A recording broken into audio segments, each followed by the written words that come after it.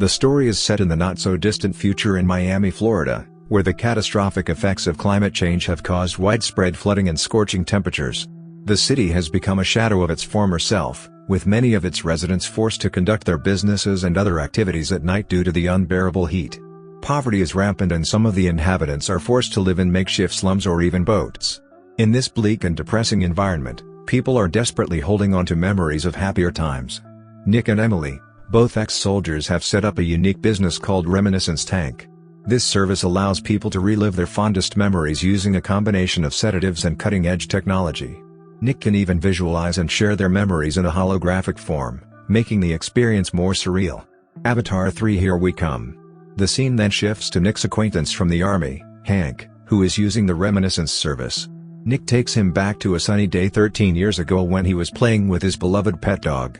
As Hank relives this cherished memory, Nick describes the sensation of reminiscence as a powerful drug that allows people to reconnect with their loved ones and relive the most significant moments of their lives. However, Nick also warns that excessive indulgence in these memories can lead to a dangerous addiction, trapping people in their past and robbing them of the present. But the present is shit, who cares?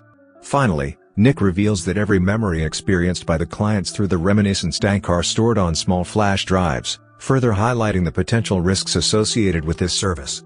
Later at night, as Nick and Emily are about to close their business for the day, a walk-in customer named May asks for help in finding her missing keys.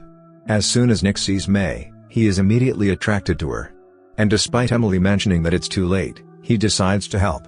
Wasting no time, he equips her with the machine and immerses her in a memory of her morning routine while May is processing her memory. Nick observes it and sees detailed things in her room. Emily tells him that May put the keys in her bag and dropped them in the dressing room. Despite this, Nick continues with the memory and learns that May is a nightclub singer. After the session is over, May leaves but inadvertently leaves her earrings behind. Time for Nick to be a good Samaritan with a boner.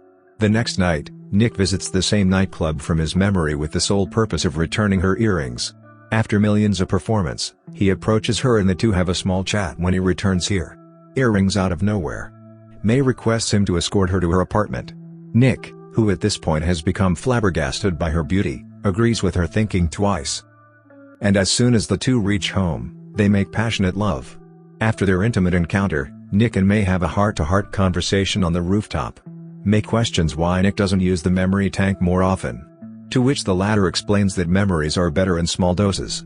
Suddenly it is revealed that Nick has been in the Reminiscence Tank this whole time. Thinking about May, everything was only in his imagination. Emily tries to get him out of the tank, but Nick simply can't stop thinking about his dream girl. It turns out May mysteriously disappeared a few months ago, and now Nick is trying to figure out her whereabouts by using the Reminiscence Tank again and again. He frequently visits the club where she used to work and asks her friend for clues, but to no avail. When nothing works, Nick takes a sedative and goes back to his memories of May. One time he wakes up to a loud banging on his front door. Frustrated and half asleep, Nick angrily yells at the person on the other side before storming out to confront them.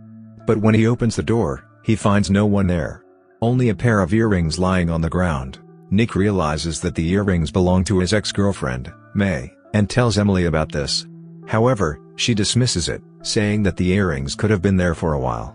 Later, the two visit the police station to extract memories from a dying criminal named Miles. Nick struggles to get any useful information until he changes his approach and discovers a conversation between Miles, his boss, St. Joe, and a corrupt cop named Cyrus Booth. They're at a nightclub. And surprisingly, May is also there singing. She appears to be high on something. As the memory progresses, Nick gets to know that May stole a bag of narcotics from St. Joe and ran away the following day. Nick travels to New Orleans and gains entry to St. Joe's club using a fake name. Unfortunately, Joe sees through his lies and orders his men to beat him up. When Nick finally confesses that he's here to find May, Joe reveals that he hasn't seen her since she stole from him. He then orders his henchmen to drown Nick. Things look very bleak for our protagonist, but right then, Emily arrives out of nowhere and starts fighting the guys. Despite being outnumbered, she executes every single one of them with her accurate shots and saves the day. After they reach Miami, Nick says that he finds the whole situation weird. He believes May was simply toying with him and that she must have stolen something from them. Emily thinks he's being paranoid, but Nick reminds her of the last time she met May. He then asks her to get into the Reminiscence Tank to investigate the matter further in the memory. We are shown that before May vanished, She came to visit Emily holding a bottle of wine. The two talk about a lot of things, including their relationships and families. May also confesses that she is a hardcore narcotic addict. Later, when Emily goes to the washroom, May covertly enters the memory vault and steals a memory chip in the present. As soon as Emily exits the tank, she tries to defend herself for hiding May's drug addiction. However, Nick does not give much weight to it and rushes to the memory vault. After searching for a while, he learns that the memory chip of a young woman Elsa carries is missing. It turns out Elsa was a regular client who also went missing some weeks back. The next day, Nick goes to a floating market searching for Elsa, but learns that she is dead. Furthermore, her child, Freddy, was kidnapped by a red-headed woman matching May's appearance. The revelation shocks Nick, and he begins to wonder if May was a criminal. Despite this, he continued searching for her until a guy corners him inside an abandoned house and beats his ass. He threatens to kill Nick the next time if he doesn't forget about May after the attack. Nick returns to his office and immediately rewatches his memory to search for clues. On closer inspection, he discovers that the attacker is the same corrupt cop Cyrus, who worked for St. Joe. To find out more about him, Nick and Emily rush to the police station. But they are stopped by a huge crowd gathered outside. It turns out that the wealthiest businessman in town, Sylvan, has recently died. Currently, his widowed wife, Tamara, and their son Sebastian are being escorted out as soon as Nick sees Tamara. He recognizes her as a former client of the reminiscence tag. So he rushes to his office and begins playing her memory, where she is seen dancing with her husband, Sylvan. Following this, he also plays the memory of Elsa, who is enjoying her time with her rich boyfriend. When Nick compares the two clips, he finds similarities in the man's voice, which confirms that Elsa was having an affair with none other than Sylvan. Furthermore, Freddy was born because of their illicit relationship. After putting two and two together, Nick deduces that Kelvin's other son, Sebastian, hired Cyrus to kill Elsa and her son. The main motive is that he wants to be the sole heir of his father's fortune. After learning all of this, Nick decides to get to the bottom of everything.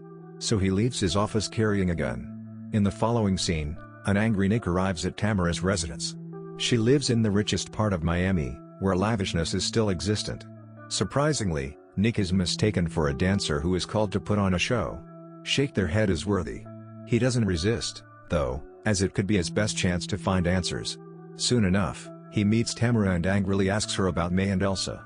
Tamara, who has lost a lot of her memory due to depression, reveals that May and Cyrus were working together on something. She also seems to be aware that her husband was having an affair with Elsa. Sadly, before Tamara can provide more information, Sebastian arrives and calls for security, thinking that Nick is troubling his mother. The guards eventually throw him out, but they also assist him by revealing Cyrus's location. It turns out that even they are fed up with the corrupt cop and they want him dead afterward. Nick goes to the set location and notices a woman similar to me. He excitedly follows her but ends up finding Cyrus waiting for him. He is humming a song which reminds Nick of his first meeting with May. Cyrus then reveals that next meeting and interaction with May were all planned. Her only task was to manipulate Nick, use the reminiscence tag and steal Al's ass chip, which contained memories of her doing it with Sylvan. Sylvan didn't want anyone to know that he, as a small puppy saying this, Cyrus flees from a nearby window and Nick follows him there. The two get into a tussle, which goes back and forth for a while. They fight in the scorching sun and also underwater. In the end, it is our brave protagonist who emerges victorious. He then knocks Cyrus out, takes him to his office and puts him in the reminiscence tank. The corrupt cop's memories reveal that May's relationship with Nick was built on a lie. She actually worked for Cyrus and pretended to be interested in Nick to carry out a plan. She even met many of his friends to learn more about him and gain his trust. The revelation stuns Nick as all these months he had believed her to be a soulmate. However, in another memory, it is shown that Cyrus was the one who killed Elsa. May witnessed all of this, so she immediately fled to an unknown location with Freddy. When Nick inquires about his last meeting with him, Cyrus recollects his memory and shows that he met her outside Nick's office when she was knocking on the door. He dragged her away from there, and this is when May dropped to one of her earrings. Nick angrily asks what he did to her, and Cyrus remembers assaulting her. He also forced her to reveal Freddy's location by overloading her with narcotics. Surprisingly, May shows up on the hologram and speaks to Nick through Cyrus' memories. She expresses her love for him while also hinting at where Freddy is hiding. She always knew that Nick would capture Cyrus, so that's why she had left a secret message for him. Unfortunately, in the last memory, Nick gets to know that May committed the unthinkable when the pressure became too much for her. Devastated by her death, Nick decides to take revenge. He orders Cyrus to remember his worst moment and forces him to relive it again and again. The memory shows Cyrus's face being burned by St. Joe's men as punishment for stealing profits.